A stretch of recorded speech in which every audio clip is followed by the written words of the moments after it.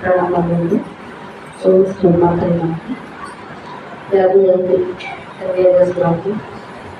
महाभोग महेश्वर्य महावीर्य महाबल महाबुद्धि महायोगेश्वरीश्वरी. మహాభోగ అంటే నిరంతరము ఆనందంగా ఉన్నది. భోగం అంటే మనం అదే అనుకుంటాం, అది భోగమే కానీ నిరంతరంగా ఆనందంగా ఉండడమే భోగము. ఈ మహాభోగములు కలిగినది, మళ్ళీ మనకు భోగములు ఇచ్చినది కూడా అమ్మ. అవి ఎప్పుడు భోగంలోని ఉంటుంది. భోగం అంటే ఆనందం, ఆనందంలోని ఉంటుంది. ఆ భోగాన్ని కలిగించేది కూడా మనకు అనుభవిస్తేనే కదా ఆనందం. భోగం అంటే ఏదో అనుభవించదు, ఉన్న వాటిని అనుభవించుకుంటూ ఉంటే ఆనందంగా ఉంటుంది. అయితే ఆ ప్రపంచపు మాయలో పడుకోకుండా కూడా మనం ఉండాలి. సుఖాలు మాత్రమే కోరుకోకూడదు అనేసి ఆనందంగా ఉండాలి. ఆనందం ఏం చేస్తే వస్తుందో మనకు తెలిసి ఎన్నోసార్లు చెప్తాను. ఆనందం లేకపోతే సంతోషం దుఃఖం, సంతోషం కలిగితే దుఃఖం. ప్రపంచంలో ఎప్పుడు తాత్కాలికమేనండి. ప్రపంచం శాశ్వతం కాదు. 5 నిమిషాలు ఆనందం మాత్రమే. తర్వాత అంటే సంతోషం ఆనందంలో అనుకోవాలంటే దుఃఖం వస్తుంది. అలాగే ఏదైనా సుఖం ఉంది, హాయిగా దాని వెనక్కి కష్టం వస్తుంది. కానీ ఆనందం అనేది శాశ్వతమైనది, దానికి పొడిచింది లేదు. అమ్మ అలాగే నిరంతరం ఆనందంగా ఉంటుంది. ఆ ఆనందాన్ని కూడా మనకి ప్రసాదించగలిగేది అమ్మ. మహేశ్వర్య అంటే విలువ కట్టలేని ఐశ్వర్యం కలిగినది. ఐశ్వర్యాన్ని మనం ప్రసాదించేది కూడా అమ్మ. ఐశ్వర్యం అంటే మనకి గుర్తొచ్చేది డబ్బు కానీ కాదు. నిజమైన ఐశ్వర్యం అంటే జ్ఞానం, ఆరోగ్యం, ధర్మం, మనకు భక్తి, వైరాగ్యం, సంతృప్తి.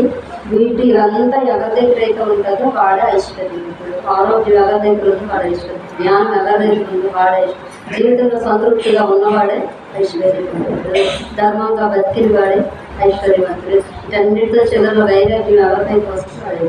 వైరాగ్యం వచ్చినప్పుడు సంతృప్తిగా జీవిస్తాడు, వాడే ఐశ్వర్యవంతుడు. ఎందుకంటే మిగతా ఐశ్వర్యం ఉంటుంది, పోతుంది. జ్ఞానం వచ్చిందా ధనాత్వం పోవడానికి లేదు. పోయిందంటే నిజంగా వాడికన్నా ఇంకా లేదు.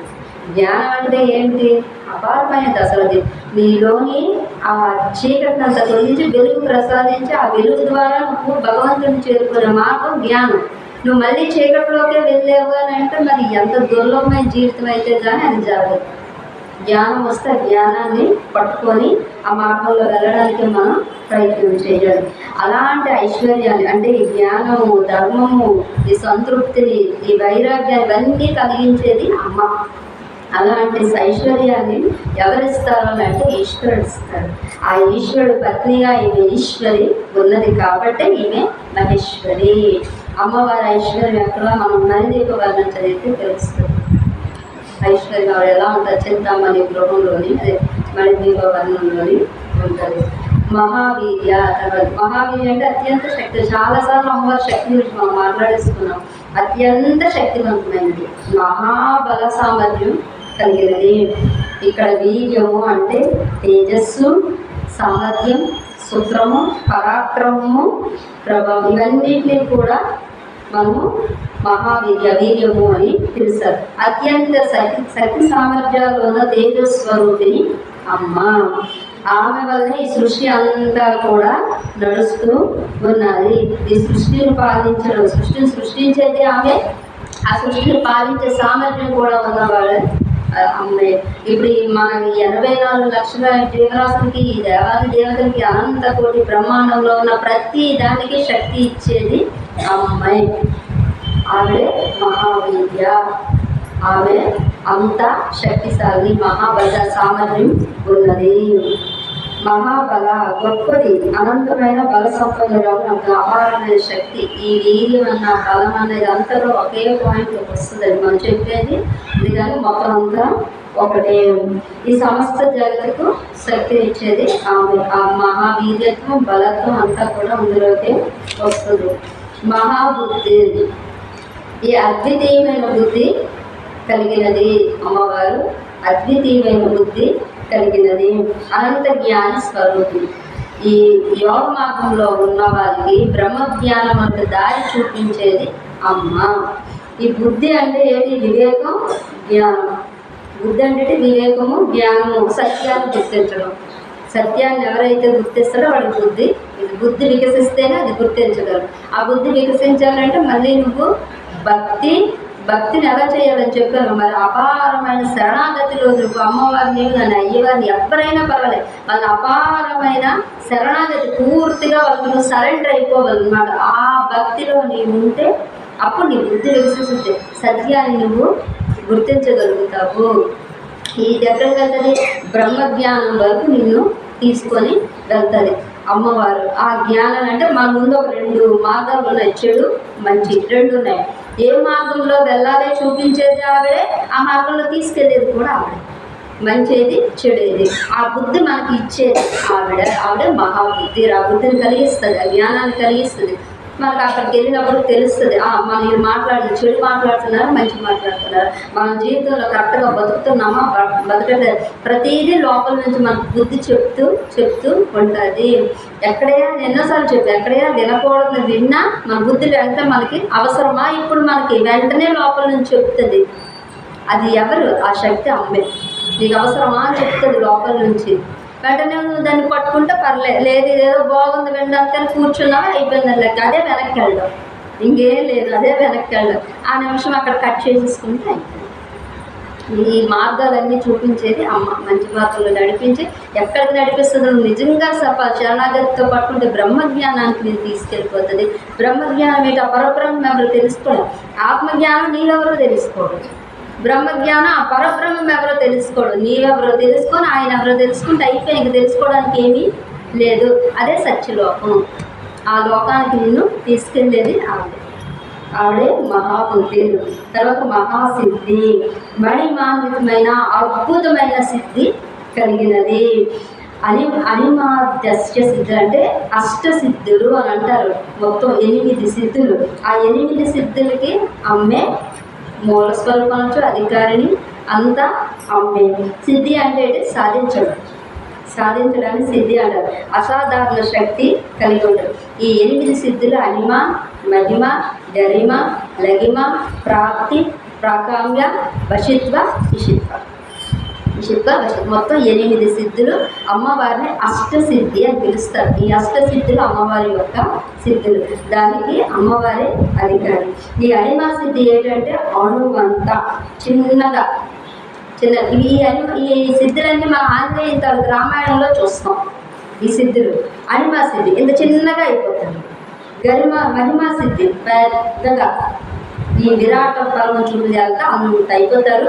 అది మహిమా సిద్ధి. గరిమా సిద్ధి అని అంటే అది ఎంత బరువుగా మారిపోతారు. లగిమా సిద్ధి అంటే దూది పింజలాగా తేలిగ్గా మారిపోతారు. ప్రాప్తి అంటే కావలసిన వస్తువుని శూన్యం నుండే మనం గ్రహించడం ప్రాప్తి. ప్రాప్యం అంటే తాము ఉన్న చోట నుండే ఇతరుల్ని దర్శించడం, వాళ్ళతో మాట్లాడగలిగే శక్తి. ఇప్పుడు ఇక్కడ ఉండి మనం ఎవరినైతే చూడాలనుకుంటున్నామో వాళ్ళు ఇక్కడి నుంచే దర్శించి ఇక్కడి నుంచే మాట్లాడడం ప్రాప్యామ సిద్ధి. విషిత్వ అంటే సమస్త అధికారాలు పొందే శక్తి. వశిత్వ అంటే అందరినీ వశం చేసుకునే శక్తి వశిత్వ. ఈ సిద్ధులన్నీ కూడా అమ్మవారి యొక్క అష్ట సిద్ధులు.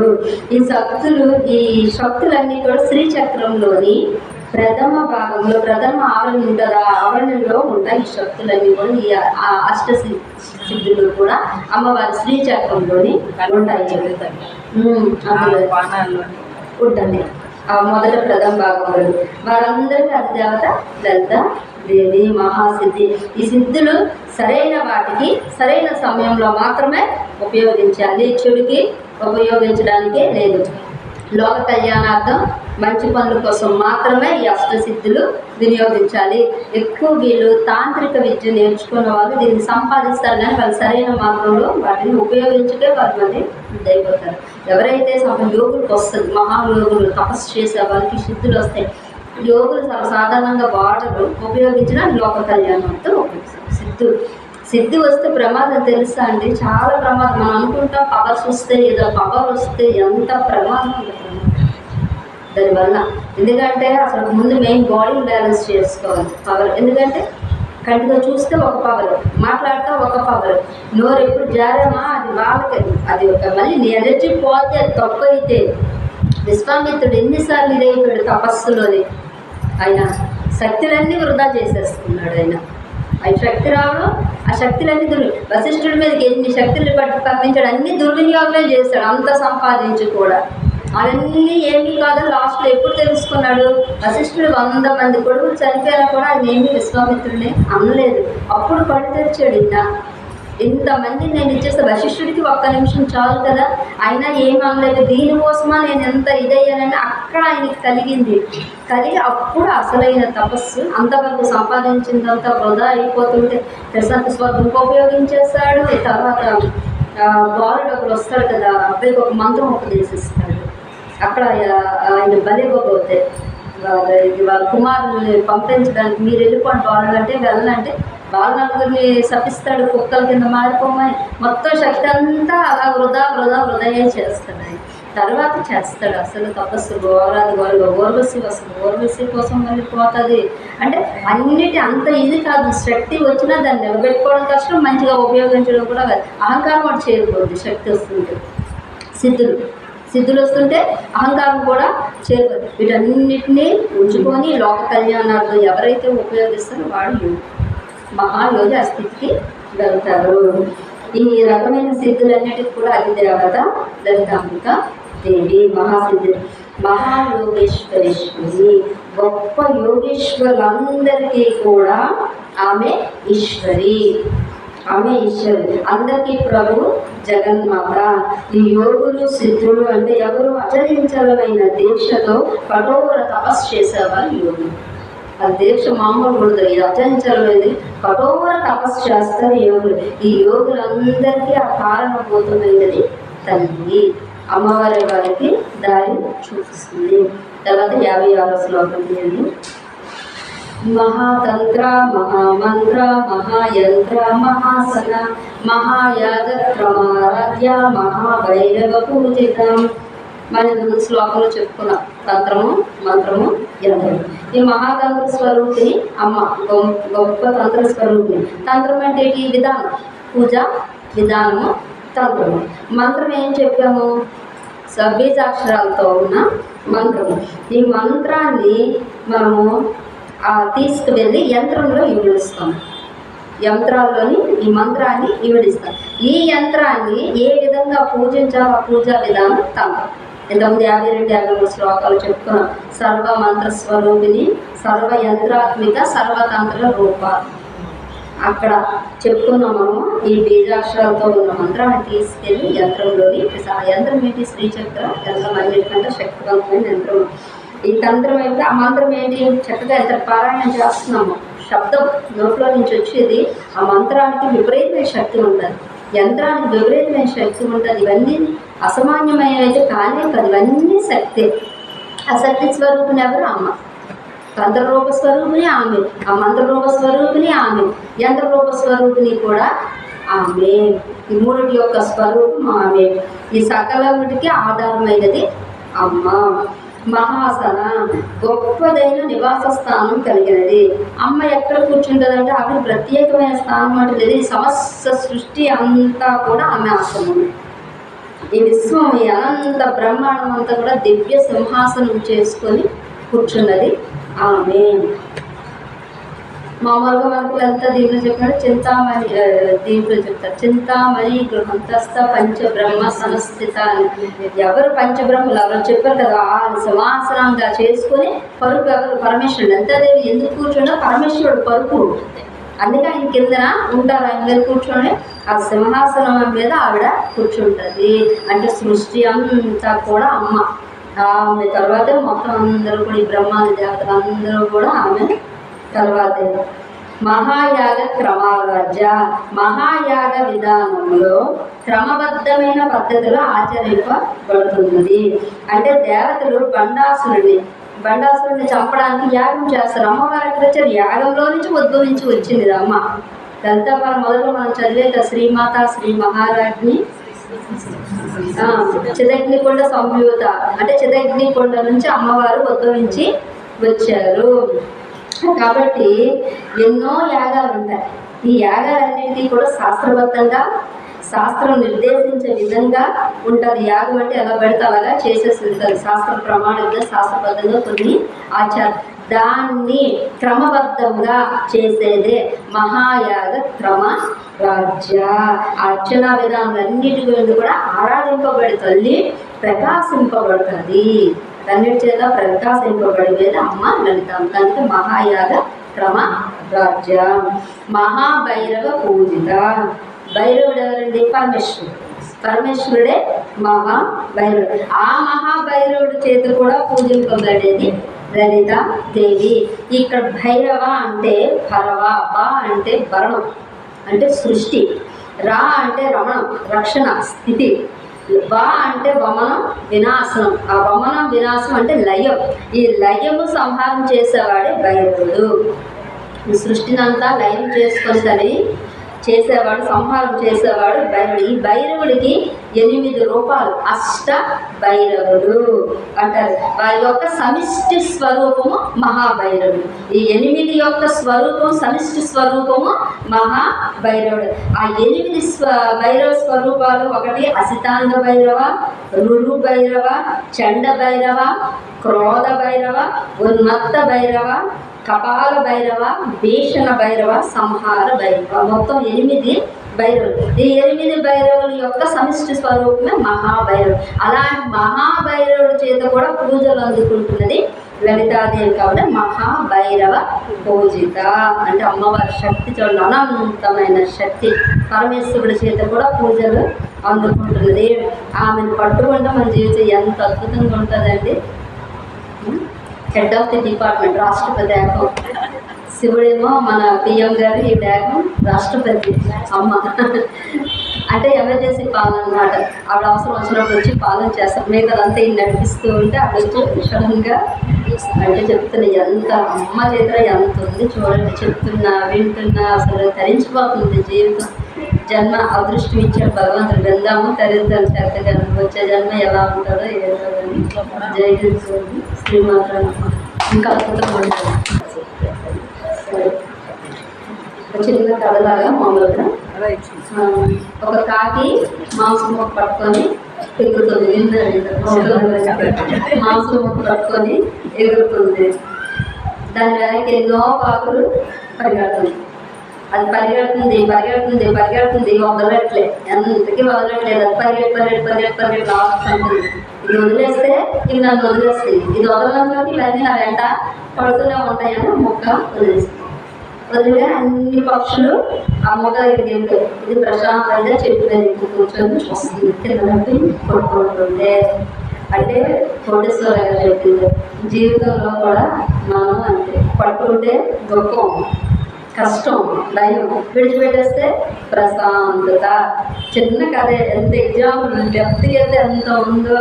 చిన్నది పట్టుకుంటే కష్టం, విడిచిపెట్టేస్తే సుఖం, ఆనందం. మిగతా కొట్టుకుంటుందో చూస్తుంది. అది జ్ఞానం. ఎవరైతే మీరు ఆధ్యాత్మిక మార్గంలో ఉంటారో, వెళ్తుంటారో వాళ్ళకి తెలుస్తుంది పట్టుకోవడం, విడిచిపెట్టడం. ఎక్కడ పట్టుకుంటే దుఃఖం వస్తుందో దాన్ని వదిలేస్తారు. ఎక్కడ పట్టుకుంటే సుఖం వస్తుందో, సుఖం అంటే మళ్ళీ ఇది కాదండి, ఒక రకమైన ఆనందం.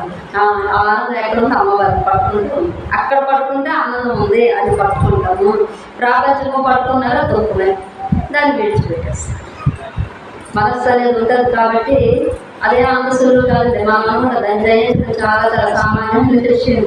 ప్రపంచాన్ని జయించవచ్చు కానీ మనస్సును జయించడం అంత సులువే కాదు. కాకపోతే దాన్ని కంట్రోల్లో పెట్టుకునే ఆయుధం మన చేతిలోనే ఉంది కాబట్టి శ్వాసను పట్టుకొని సాధన చేసి దాన్ని కంట్రోల్లో తెచ్చుకొని అది ఒక్కొక్కసారి పెట్టాను లేదు నీరేస్తే పొంగినట్టు పుస్సుమంటుంది, పొంగుతుంది. దాన్ని మళ్ళీ చల్లబెట్టుకోవడం మన చేతిలోనే ఉంటుంది. చల్లగా చేసుకుంటే అలాగా జీవితంలోని కష్టం వస్తుంది, అన్నీ వస్తాయి. దాన్ని పట్టుకొని ఏడుస్తూ కూర్చోకంటే పరిష్కారం ఒకసారి వెంటనే వస్తుంది, ఒకసారి టైం పడుతుందండి. ఆ పరిష్కారం కూడా మనం ఒకసారి ఏదో దీంట్లో చెప్పాను నేను. కొంత వ్యక్తుల రూపంలో కానీ ఎవరో ఒకరు దీని ద్వారా మనకి ప్రకృతి ఒక లెసన్ చేస్తుంది. మన జీవితంలో ఏదో జరిగింది, మనం చాలా బాధపడుతుంటాం, ఎందుకు దానికి వెంటనే సమాధానం దొరకదు. కానీ ప్రకృతి ఏం చేస్తుంది, ఒక నెల అవ్వచ్చు, 2 నెలల సంవత్సరం తర్వాత అయినా సరే ఏదో ఒక విధంగా నీకు ఆన్సర్.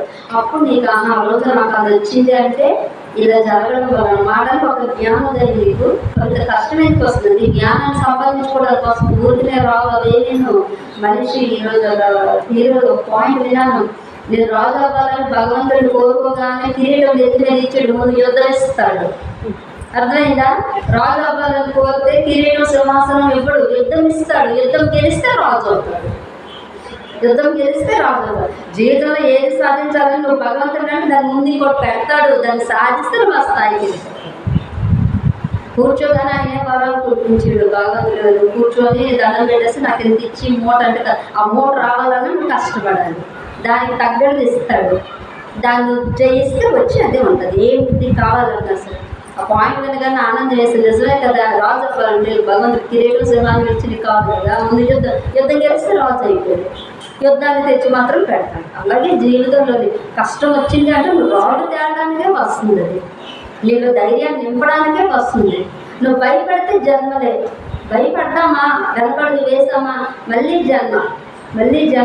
నిలబడితే ముందుకు వెళ్ళిపోతాం, జన్మలు తగ్గించుకుంటాం. ఆ నిలబడే ధైర్యం మళ్ళీ ఆవిడని అడగండి. పెట్టేది ఆవిడ అయ్యేటప్పుడు వడ్డించి ఆవిడ ఆమె మన దగ్గర ఉంది, ఎక్స్ట్రా అడిగితే.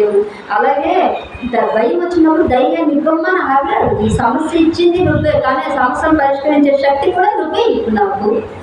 అయిపోయిందిగా, ఆమె వస్తుంది, ఆమె నిలబడుతుంది మన వెనక్కి. కాబట్టి జీవితంలో కష్టం వచ్చిందని కూడుకోకండి, భయపడద్దు. వెనక్కి అమ్మవారు ఉన్నారు. నిజంగా ఆమెను నమ్మితే ఆమె ఉన్నారు. ఆ కష్టం నుంచి మిమ్మల్ని ఎలా అయినా సరే ఆవిడ లాక్కొని బయటికి వచ్చేస్తుంది. నిరుత్సాహ పడకూడదు, అధైర్యం పడకూడదు, భయం ఉంది. జీవితంలో భయపడకండి, దేనికి భయపడద్దు అని నేను అన్నీ చెప్తున్నాను. మనస్సు నిమిషానికి భయపడతారు కాబట్టి మనస్సుకు లొంగకండి. మనస్సు ఏం చేస్తుంది? మాయ చేస్తుంది.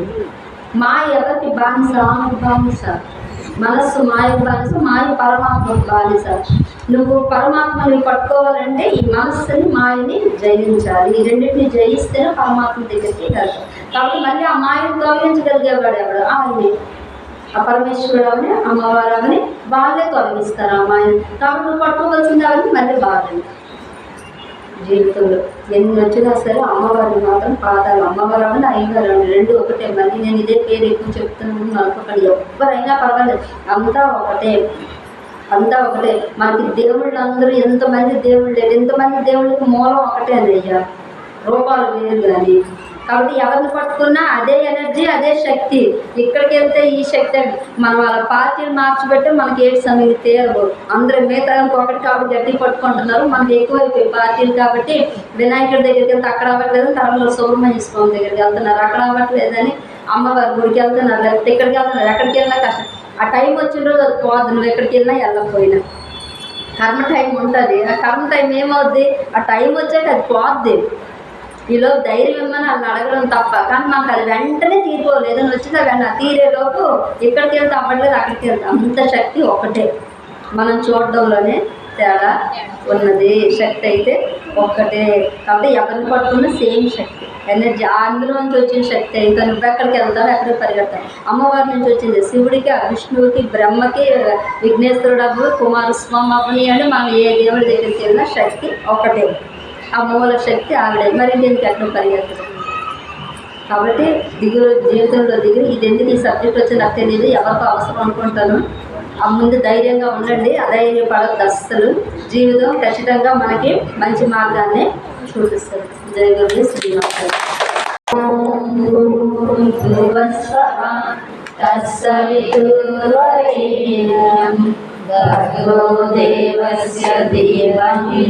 ధియో యో నః ప్రచోదయాత్. ఓం భూర్భువస్సః తత్సవితుర్వరేణ్యం భర్గో దేవస్య ధీమహి ధియో యో నః ప్రచోదయాత్. ఓం భూర్భువస్సః తత్సవితుర్వరేణ్యం భర్గో దేవస్య ధీమహి ధియో యో నః ప్రచోదయాత్. ఓం त्र्यम्बकं यजामहे सुगन्धिं पुष्टिवर्धनं उर्वारुकमिव बन्धनात् मृत्योर्मुक्षीयमामृतात्। निद्रलेवगाने मंत्रं कराग्रे वसते लक्ष्मी करमध्ये सरस्वती करमूले स्थिता गौरी प्रभाते करदर्शनम्। सूर्य नमस्कार। ब्रह्मस्वरूपमुदये मध्याह्नेतुमहेश्वरम् सायं ध्यायेत् सदा विष्णु శ్రీమూర్తించాదివాకరం। భోజనం చేసే ముందు ఈ 2 శ్లోకములు చదివి తినాలి. బ్రహ్మార్పణం బ్రహ్మహవిః బ్రహ్మజ్ఞౌ బ్రహ్మణాహుతం బ్రహ్మైవావరేణ గంతవ్యం బ్రహ్మ కర్మ సమాధినా। అన్నం తినే ముందు శ్లోకం వైశ్వానరో భూత్వా ప్రాణినాం దేహమాశ్రితః ప్రాణాపాన సమాయుక్తః పచామ్యన్నం చతుర్విధం। नमस्ते अस्तु भगवान् विश्वेश्वराय महादेवाय त्र्यम्बकाय त्रिपुरान्तकाय त्रिकाग्निकालाय कालाग्निरुद्राय नीलकण्ठाय मृत्युञ्जयाय सर्वेश्वराय सदाशिवाय श्रीमन्महादेवाय नमः। శివుని మీద బిల్వం పట్టుకొని ఈ మంత్రం చుట్టూ అభిషేకం చెయ్యాలి. త్రిదళం త్రిగుణాకారం నేత్రం చ లీలాయుధం త్రిజన్మ పాప సంహారం ఏకబిల్వం శివార్పణం। మహావాక్యం వేదములో చెప్పబడినది. 1 ప్రజ్ఞానం బ్రహ్మ ఋగ్వేదం। ప్రజ్ఞానం అంటే పరిపూర్ణ జ్ఞానం, మూల చైతన్య అవగాహనే పరిపూర్ణ జ్ఞానం, అదే బ్రహ్మ అనబడుతుంది. 2 అహం బ్రహ్మాస్మి యజుర్వేదం నేనే ఆ బ్రహ్మము, ఆ చైతన్యం ఆ విశ్వం. 3 తత్వమసి సామవేదం నువ్వు కూడా అదే ఆ విశ్వాత్మే, ఆ చైతన్యం ఆ బ్రహ్మమే.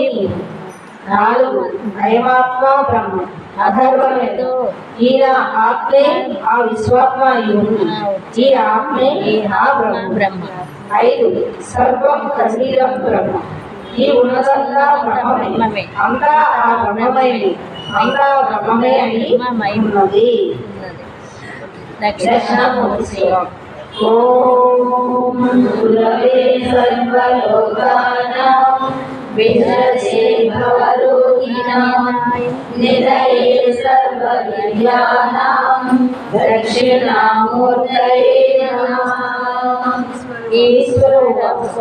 శ్రీరామ రామ రామేతి రమే రామే మనోరమే సహస్రనామ తత్తుల్యం రామ నామ వరాననే। శ్రీరామ రామ రామేతి రమే రామే మనోరమే సహస్రనామ తత్తుల్యం రామ నామ వరాననే। శ్రీరామ రామ రామేతి రమే రామే మనోరమే సహస్రనామ తత్తుల్యం రామ నామ వరాననే। ఓం శివాయ నమః। ఓం భవాయ దేవాయ నమః। ఓం శివాయ దేవాయ నమః। ఓం ఈశానాయ దేవాయ నమః। ఓం పశుపతయే దేవాయ నమః। ఓం రుద్రాయ దేవాయ నమః। ఓం రుద్రాయ దేవాయ నమః। ఓం భీమాయ దేవాయ నమః। ఓం మహాదేవాయ నమః। హర హర మహాదేవ, హర హర మహాదేవ। మహాదేవ్, హర హర మహాదేవ్. గురువులకు ఆశీర్వాదాలపై కాపుతాను. జై శ్రీకృష్ణ, జై శ్రీకృష్ణ, జై శ్రీకృష్ణ, జై శ్రీకృష్ణ, జై శ్రీకృష్ణ, జై శ్రీకృష్ణ. ఓం శ్రీ పరమాత్మనే నమః. శ్రీ పరమాత్మనే నమః. శ్రీమద్భగవద్గీత, శ్రీమద్భగవద్గీత తృతీయోధ్యాయః, తృతీయోధ్యాయః. కర్మయోగః, కర్మయోగః. శ్రీ భగవానువాచ, శ్రీ భగవానువాచ. నిన్న అర్జునుడు క్వశ్చన్ వేశారు కదండి, ఇది సమాధానంగా భగవానుడు ఏం చెప్తారు ఒకసారి నేను శ్లోకం చూస్తాను. చాలా ఎక్సలెంట్ శ్లోకం అండి ఇది, అందరికీ అందరూ నేర్చుకోండి. కామయేష క్రోధయేష రజో గుణ సముద్భవః మహాజనో మహాపాప్మ విద్ధేరమిహ వైరిణం. చెప్పండి. శ్రీ భగవాన్ ఉవాచ, శ్రీ భగవాన్ ఉవాచ. కామయేష క్రోధయేష, కామయేష క్రోధయేష, కామయేష క్రోధయేష, కామయేష క్రోధయేష. రజో గుణ సముద్భవః, రజో గుణ సముద్భవః, రజో గుణ సముద్భవః, రజో గుణ సముద్భవః. మహాశలో మహాపాప్మ, మహాశలో మహాపాప్మ, మహాశలో మహాపాప్మ, మహాశలో మహాపాప్మ. విద్ధేరమిహ వైరిణం, విద్యేనమిహ వైరిణం, విద్ధేరమిహ వైరిణం, విద్యేనమిహ వైరిణం, విద్ధేరమిహ వైరిణం. విద్యేనమిహ వైరిణం. సర్వావశ్యకం.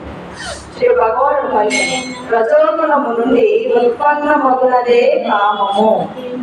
రజోగుణము నుండి ఉత్పన్నమగునదే కామము. ఇది ఏ క్రోధ రూపమును దాల్చును. ఇది మహాశనము.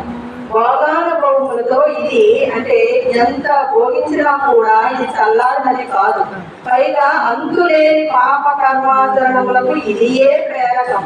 కనుక ఈ విషయం దీనిని పరమ శత్రువుగా ఎరిందుము. ఇంత చక్కగా చెప్తారు, విడుదల చేసి సరిగ్గా. అంటే రజోగుణము నుండి ఉత్పన్నమగునదే కామం.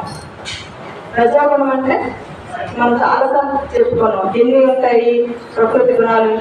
సత్వగుణం, రజోగుణం, తమోగుణం. రజోగుణం అనేది అంటే ఈ కలియుగంలో మానవుడి యొక్క ప్రకృతి రజోగుణం అండి. ఎందుకు మానవుడు ప్రకృతి రజోగుణం అంటే కలి మనలోనే ఉంటాడు. ఈ కలియుగంలో కలి మనలోనే ఉంటాడు. అందుకే మానవుడి యొక్క ప్రకృతి రజోగుణం. ఈ కలియుగంలో మాత్రం శాకాహారాన్ని భుజిస్తారంటే మాంసాహారాన్ని ద్వేషిస్తాం. కలియుగంలో మాత్రం ఎందుకంటే కలి మనలోనే ఉంటాడు కాబట్టి. అయితే ఈ రజోగుణం ఉత్పన్నమగునదే కామం. అంటే సత్వగుణం అనేది ఎలా వస్తుంది? ఫస్ట్ సత్వగుణం శాస్త్రబద్ధంగా ధర్మాన్ని పట్టుకునేటప్పుడు ఆ ధర్మం ఏం చెప్తుంది? ఇది చెయ్యాలి, ఇది చెయ్యకూడదు అని మనల్ని నియంత్రిస్తూ ఉంటుంది ధర్మం అనేది. అది నియంత్రించడం వల్ల మనల్ని మనం నియంత్రించుకోవడం వల్ల సత్వగుణంలోకి వస్తాం. ధర్మాన్ని పట్టుకున్న వాళ్ళు సత్వగుణంలో ఉంటారు. దాన్ని విడిచిపెట్టిన వాళ్ళు, ధర్మాన్ని విడిచిపెట్టిన వాళ్ళు రజోగుణంలో ఉంటారు. తర్వాత తమోగుణం. అయితే రజోగుణం నుండి ఉత్పన్నమగునదే కామం. కామము అంటే కోరికలు. కామం అంటే కోరికలు. ఈ కామము వచ్చింది అనుకోండి మనసులోకి, వెంటనే ఏమొస్తుంది? క్రోధం వస్తుంది. అంటే ఇప్పుడు అంటే కళ్ళు లేని ఆయనకు గుడ్డివాడికి భోజనానికి పిలిచామనుకోండి, ఇద్దరికి వండాలి.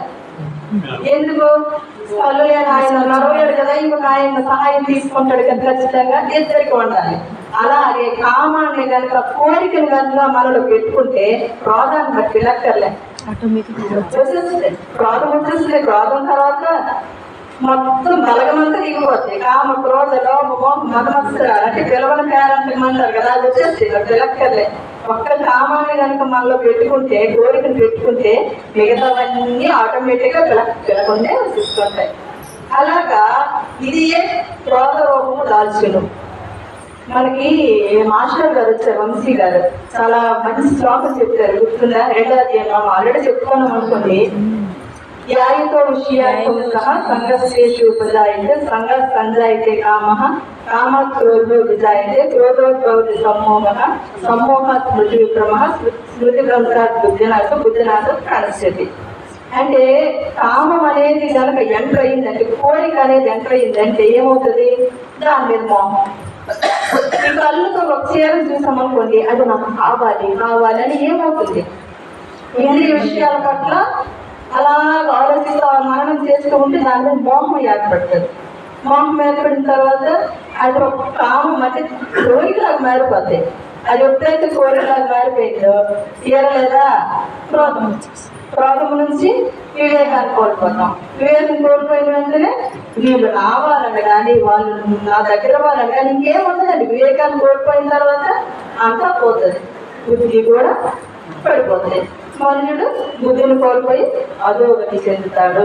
అంటే కోరికలు అనేవి ఉండాలండి, ధర్మబద్ధంగా కోరికలు ఉండకూడదని కాదు. కోరుకోండి, తీరిందా అమ్మ దయ, తీరలేదా అమ్మ ఎప్పుడు ఎప్పుడిస్తే అప్పుడు ఓపిక సహనం ఉండాలి కదా. వెంటనే తీరుకోవాలంటే ఎలాగా? మనం కష్టపడాలి కదా, అలా అనుకోవాలి. అయితే ఇది మహాతనం. ఏది ఈ కామం అనేది? మహాతనం అంటే ఎంత ప్రపంచంలో ఉన్నవన్నీ దాని ముందు పెట్టినా ఇంకా ఏదో కావాలి.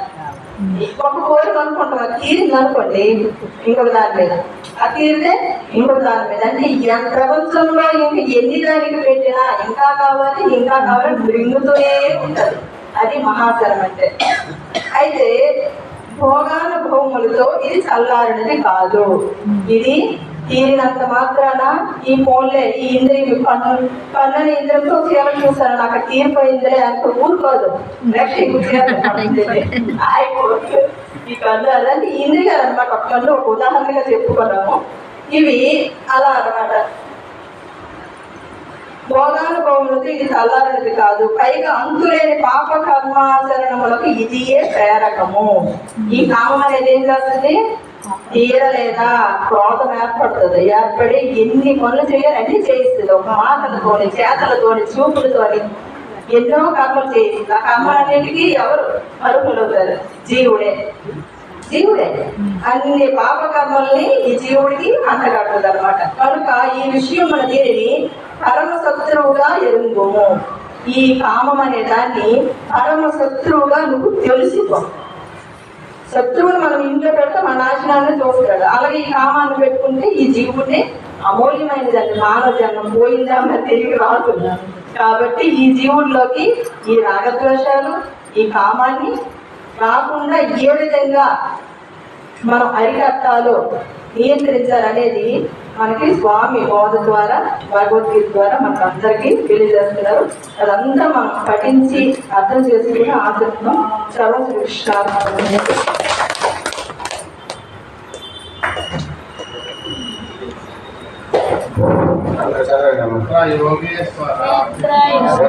యోగేశ్వర కృష్ణ యత్ర మాధవ తత్ర శ్రీ గురుదే భవాని మతి నమః. ఓ రాజా, యోగేశ్వరుడు శ్రీకృష్ణ భగవానుడు గాంధీతలైన అర్జునుడు ముందు చేత సంపదలను, సర్వవిజయములను, సకలేశ్వరులను సుస్థిరమై నీటిలో ఉండునని నా ఉచిత అభిప్రాయం. సంజయుడు ధృతరాష్ట్రుడితో చెప్పాను. సర్వం శ్రీకృష్ణార్పణం అస్తు.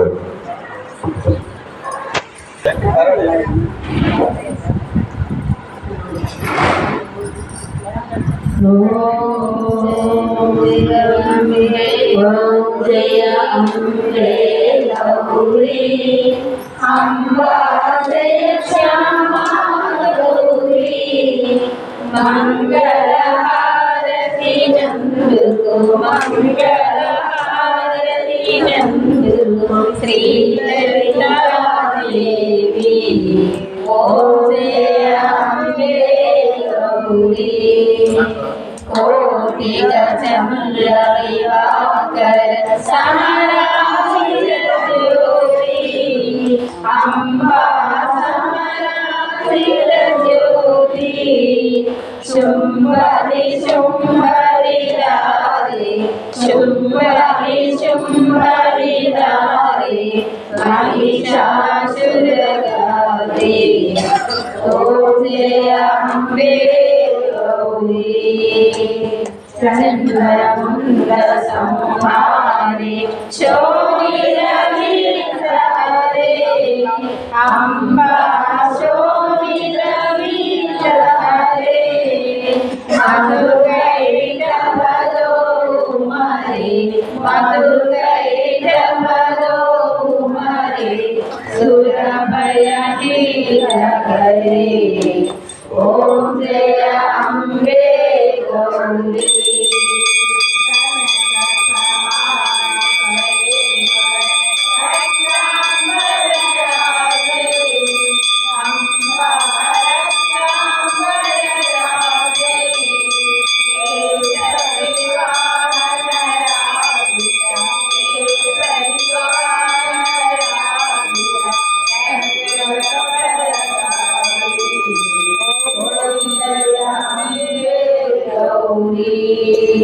ఓం జయ అంబే గౌరీ అంబా శ్యామా గౌరీ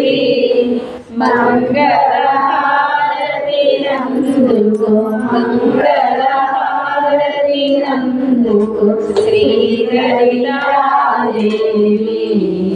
ఓం జయ అంబే గౌరీ श्रीमाता श्री महारानी की श्रीमाता श्री महारानी की श्रीमाता श्री महारानी की जय श्री श्यामंबा तल्ली की जय श्री श्यामंबा तल्ली की जय श्री श्यामंबा तल्ली की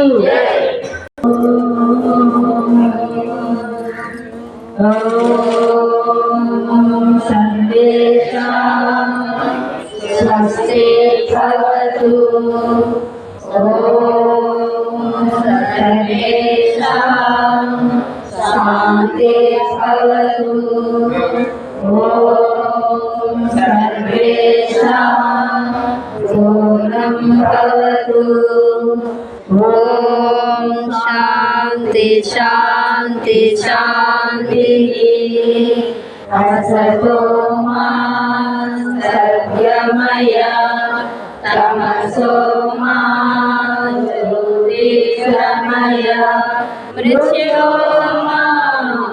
मृत्योर्मामृतङ्गमय ॐ शान्ति शान्ति शान्तिः सर्वे जनाः सुखिनो भवन्तु लोकाः समस्ताः सुखिनो भवन्तु। जय श्री श्यामलम के जय श्री श्यामलम दल के जय श्री श्यामलम दल के ब्रह्मा सुभाष मंत्री जी के विष्णु भगवान के विष्णु भगवान के विष्णु भगवान के सीतारामचंद्र मूर्ति के